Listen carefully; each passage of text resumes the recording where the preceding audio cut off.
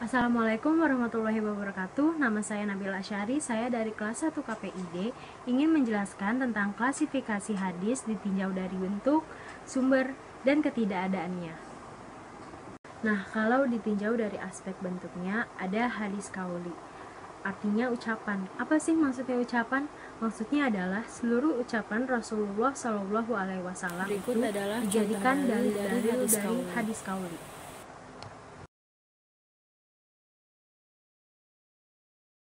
Selain ada hadis qauli yang artinya ucapan Rasulullah SAW, di sini ada juga hadis fi'li yang artinya perbuatan. Dan ini perbuatan Rasulullah SAW yang dijadikan dalil. Ini adalah contoh dalil dari hadis fi'li.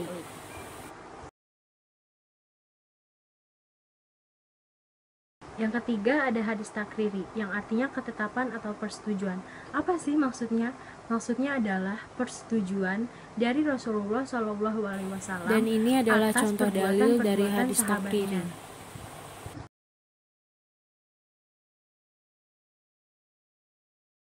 Yang keempat ada hadis syifati. Hadis syifati ini artinya sifat-sifat Nabi SAW. Jadi hadis ini menyangkut dengan ini adalah contoh dalil dari hadis syifati. Dan yang terakhir ada hadis hami, yaitu hadis yang berhubungan dengan keinginan atau rencana Nabi SAW yang belum terlaksanakan. Dan ini contoh dalilnya. Selanjutnya kita masuk ke klasifikasi hadis ditinjau dari aspek sumbernya. Yang pertama ada hadis qudsi. Hadis ini yang diberitakan oleh Allah Subhanahu wa taala kepada Nabi SAW melalui ilham atau mimpi. Selanjutnya ada hadis nabawi. Hadis nabawi adalah semua hadis yang disandarkan kepada Nabi Muhammad SAW, baik perkataan, perbuatan maupun ketetapan.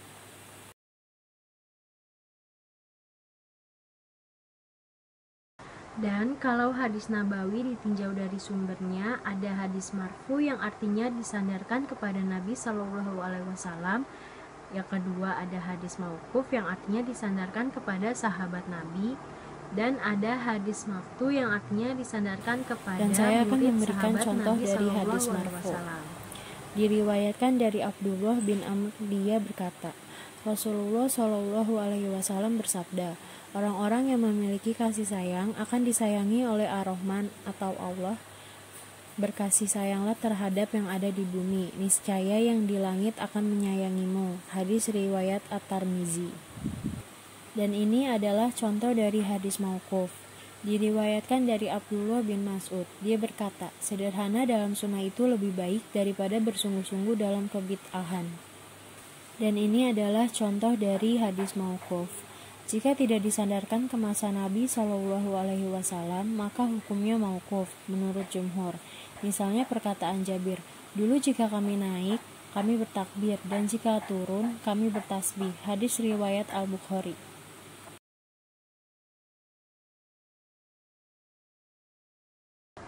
Dan sekarang kita masuk ke klasifikasi hadis ditinjau dari mengikat tidaknya.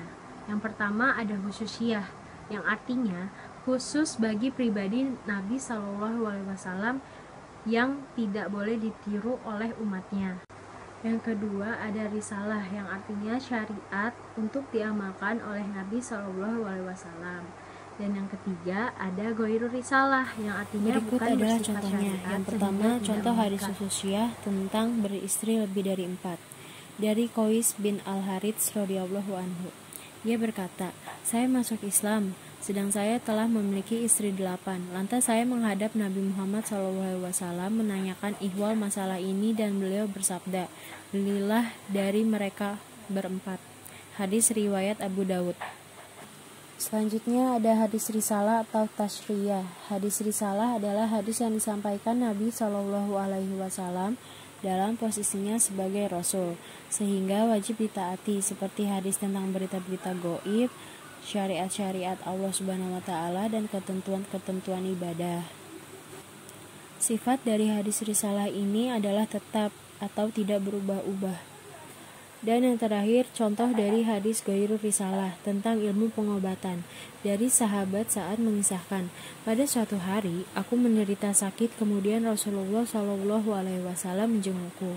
Beliau meletakkan tangannya di tengah dadaku, sampai-sampai jantungku merasakan sejuknya tangan beliau. Kemudian beliau bersabda, sesungguhnya engkau menderita penyakit jantung, temuilah Al-Harits bin Kholadah dari Bani Syakif, karena sesungguhnya dia adalah seorang tabib atau dokter. Dan hendaknya dia Al-Harits bin Kholadah mengambil 7 buah kurma ajwa, kemudian ditumbuk beserta biji-bijinya, kemudian meminumkanmu dengannya. Hadis riwayat Abu Daud.